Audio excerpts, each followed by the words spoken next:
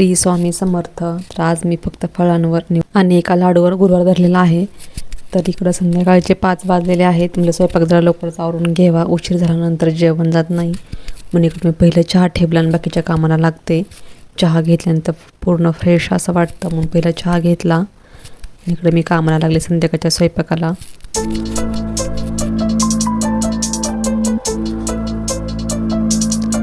तर इकडं आत्याने शेंगदाणे भाजून ठेवलेले होते, त्याचं कूट बनवते. कूट संपलेलं होतं, दूध तापवायला ठेवलं. आणि इकडं आमचे 2 प्रकारचे कूट असतात, एक बारीक आणि एक मोठं, असे 2 प्रकारचे कूट लागतात जर आठवड्याला.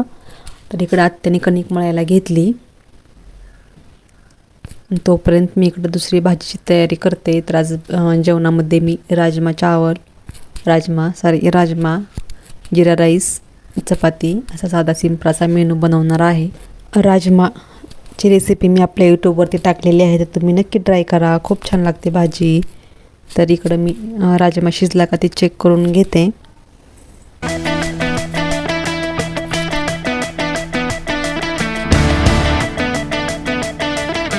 तितक्यात श्लोक पण शाळेतून आलेला. तर इकडं बघा, मला म्हणते काय बनवलं जेवायला आज. त्यांना खूप उशीर येतो शाळेतून 6 वाजता. तर इकडं मी जिरा राईस लावलेला आहे. आणि जिरा राईस लावताना त्यामध्ये अर्धा चमचा तूप टाकायचं, म्हणजे आपला भात मऊ आणि मोकळा दोन्ही होतो. तर इकडं आम्ही दोघीजणी पटकन अशा चपात्या बनवून घेतात.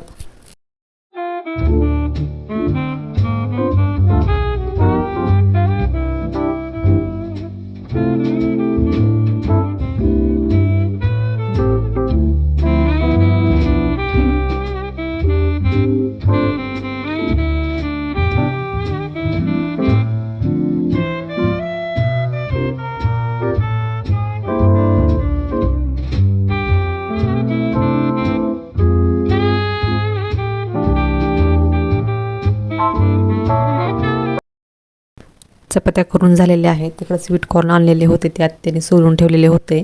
ताजे आहेत तर चवीला छान लागतात. मग तव्यावरती थोडेसे भाजून घेते. तितक्यात श्लोक पण आलेला आहे. तर श्लोकची कोणती इच्छा होती खूप दिवसापासून, तर श्लोकची बॅट घ्यायची इच्छा होती खूप दिवसापासून. तर त्यानं बॅट घ्यायला गेलेला होता. तर बघा, त्याची अशी नवीन बॅट आहे आणि त्याची ती जुनी बॅट 3 महिने झाले त्याची बॅट तुटलेली होती. नंतर श्लोकचा भरपूर असा लाड होतो. नाही, श्लोकचा जास्त लाड नाही करत. त्याला 3 महिन्यानंतर मी नवीन बॅट घेतलेली आहे. त्यानं खूप ट्राय केलं, जुन्या बॅटला चिकटपट्टी लावायची वगैरे भरपूर काय ट्रिक केलेली आहे, पण काय त्याचं हँडलच बसलेलं नाही बॅटचं. म्हणून शेवटी नवीन बॅट घ्यावीच लागली. तेही 3 महिन्यानंतर त्याला बॅट भेटलेली आहे, म्हणून त्या चेहऱ्यावर एवढी खुशी आहे.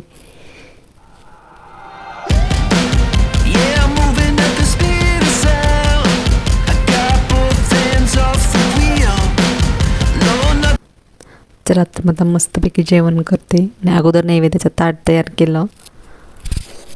तर जिरा राईस, राजमा आणि चपाती आणि स्वीट कॉर्न. तर असं मी देवांना नैवेद्याचं ताट दाखवते. आरती वगैरे करून उपवास सोडते. तर नैवेद्याचं ताट घेतलेलं आहे जेवायला.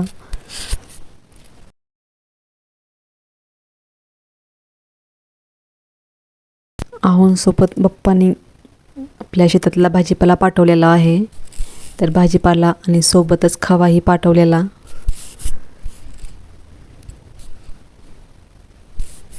तर असा होता माझा आजचा ब्लॉग.